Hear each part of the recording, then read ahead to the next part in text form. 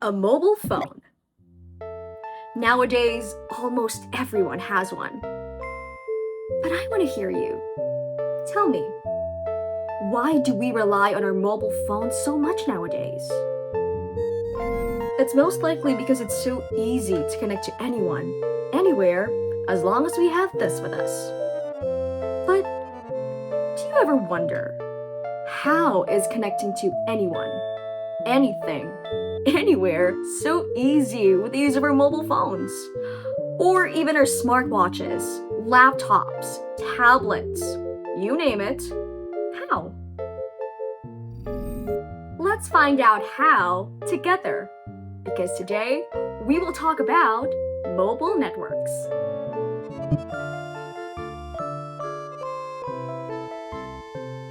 First off, what is a mobile network? Well, a mobile network is a wireless communication system that allows mobile devices such as smartphones, tablets, and laptops to connect and communicate with each other and with the internet.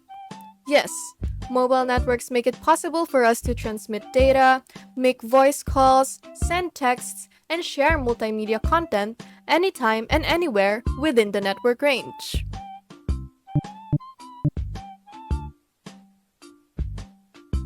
Now that we've talked about the meaning of mobile networks, I want to know what comes into your mind when the term mobile network comes up.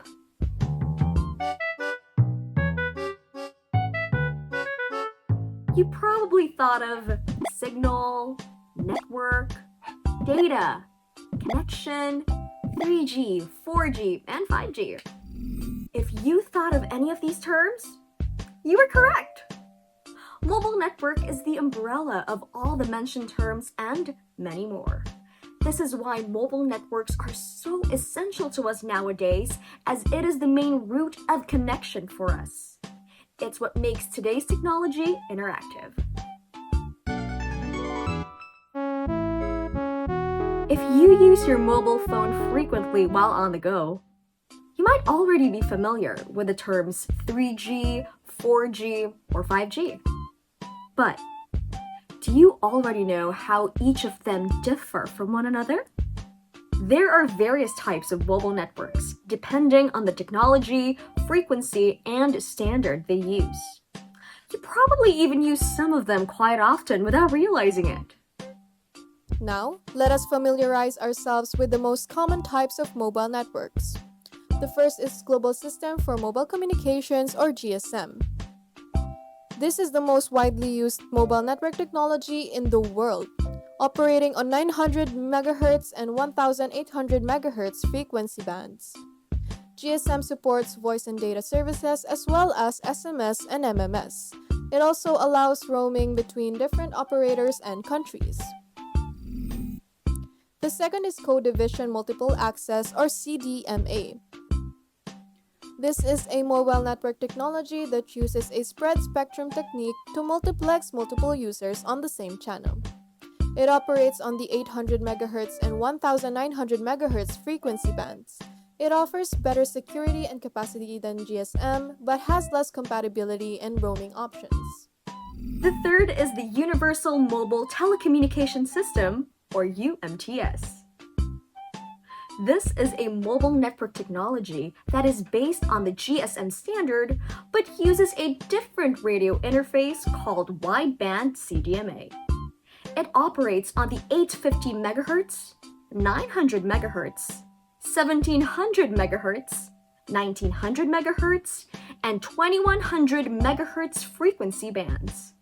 It supports higher data rates and multimedia services than GSM, and is also known as 3G, or third generation mobile network.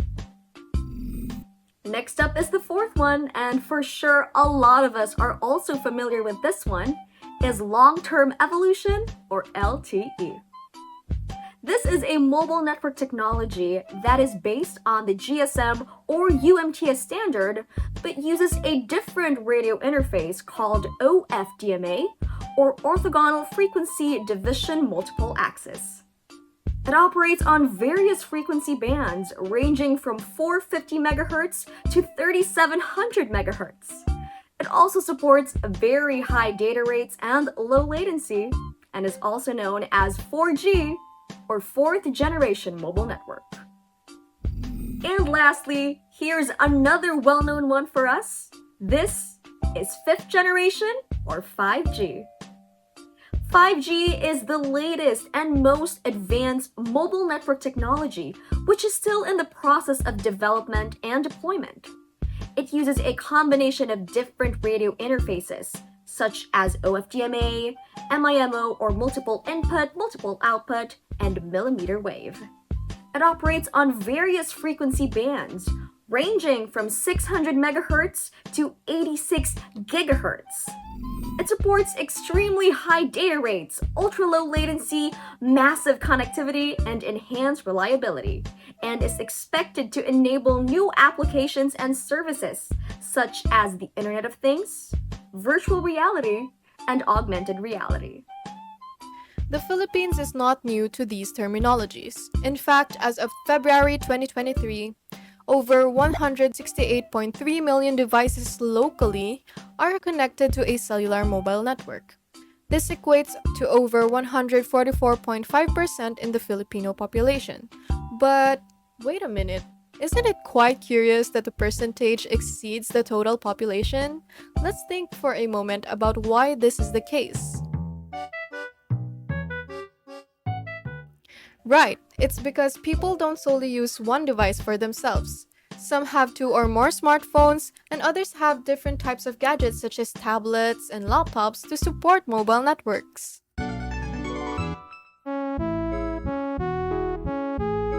The use of mobile networks is so rampant in the Philippines that its network services are applied in almost every aspect of the average Filipino life. How about you?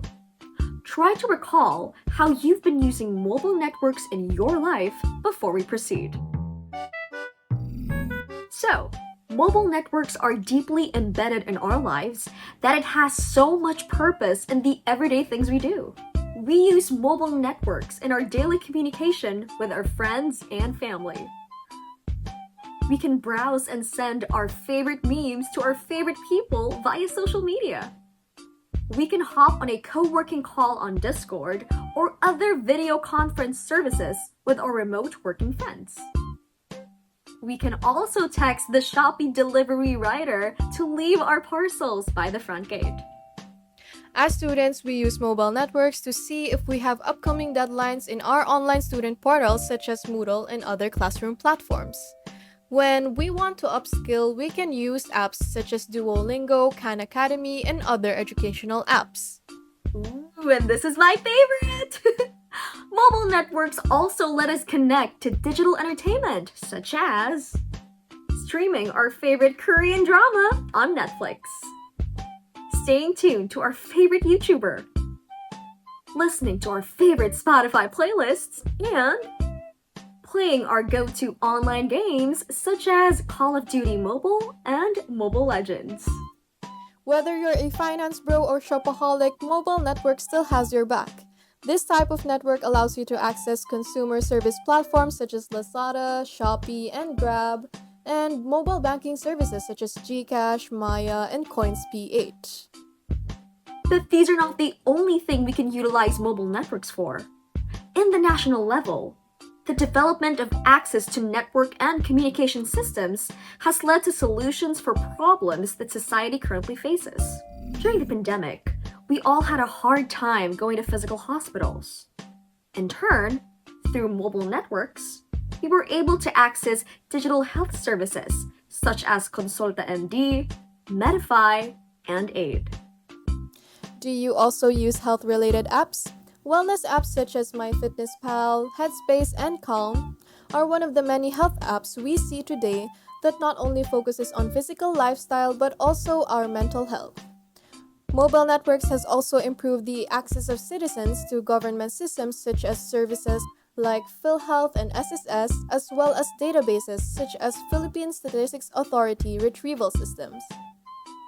As with the rise of digital health platforms, the Philippine government adopted apps such as StaySafe PH, Rapid Pass, and Relief Agad to cope with the limitations of the pandemic. So far, we now know what mobile networks are, its different types, and how these are used in our mundane routines. But where exactly do we get these mobile networks from? And how do they keep running? Take a moment to consider. What is your mobile network provider? If you're like most Filipinos, you'd likely be using one of the three major mobile network operators. Currently, Smart, Globe, and Dito lead the mobile network industry, offering network subscription services ranging from 2G to 5G. Ookla, the global leader for mobile and broadband network intelligence, declares in its latest report that Smart is the fastest and best mobile network domestically, followed by Globe and Dito. These service providers have varying performance, quality, and coverage, depending on the location, device, and operator. To further understand the mobile network coverages, a network quality tracker called NPerf maps out the coverage of the different types of mobile networks in the Philippines. 99.9% of the population has 2G coverage, while 98.7% has 3G. 94.6% of the population currently has 4G coverage, while 5G only has 4.8%. The populated regions have 2G to 4G options, making these networks more widespread. This is also why 5G coverage may be limited to certain urban areas since it is fairly new and more expensive. On the other hand, 2G to 4G plans have lower costs.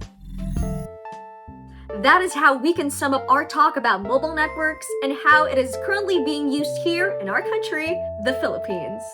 We do hope you enjoyed this crash course on mobile networks as it is something that helps us in our daily communication and interactions through technology. See you around in our discussion forums. Bye-bye.